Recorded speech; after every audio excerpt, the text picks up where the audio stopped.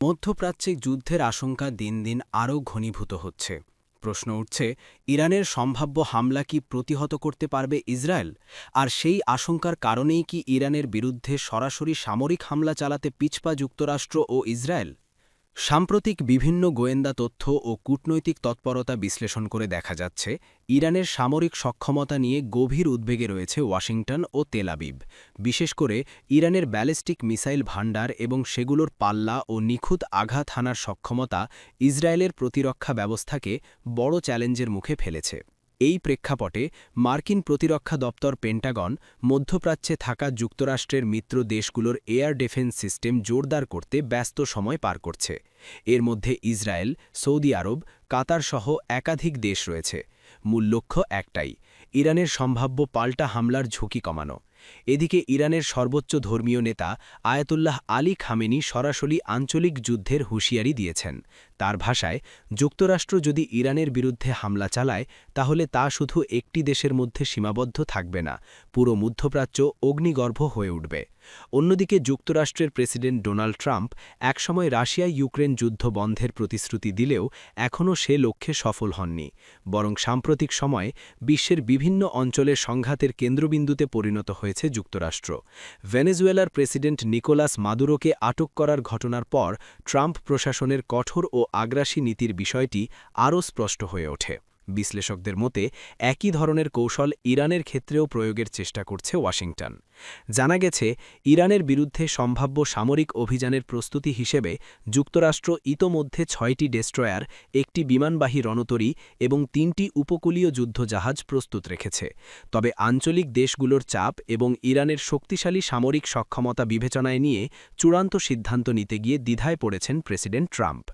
বিশেষ করে ইসরায়েলের নিরাপত্তা এখন যুক্তরাষ্ট্রের জন্য বড় মাথাব্যথার কারণ।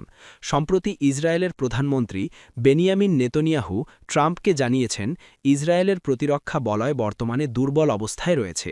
তার আশঙ্কা, ইরান যদি একযোগে ব্যালিস্টিক মিসাইল হামলা চালায় তাহলে তা প্রতিহত করা ইসরায়েলের জন্য অত্যন্ত কঠিন হবে।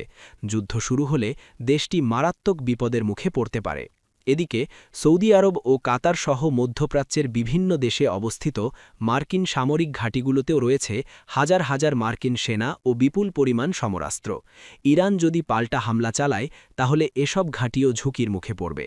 ফলে ইরানের বিরুদ্ধে রণকৌশল সাজানো বর্তমান পরিস্থিতিতে যুক্তরাষ্ট্রের জন্য অত্যন্ত জটিল হয়ে উঠেছে।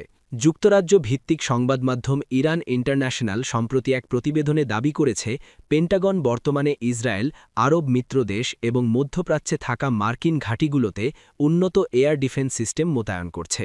প্রতিবেদনে আরও বলা হয়, মার্কিন destroyer USS Delbert D black সম্প্রতি ইসরায়েলের বন্দর শহর আইলাতে নোঙর করেছিল, যার মাধ্যমে শত্রুপক্ষের ক্ষেপণাস্ত্র প্রতিহত করার সক্ষমতা রয়েছে মার্কিন নৌবাহিনীর। যদিও বন্দর পরিদর্শন শেষে ডেস্ট্রয়ারটি আবার মার্কিন কেন্দ্রীয় কমান্ডের ঘাঁটিতে ফিরে যায়।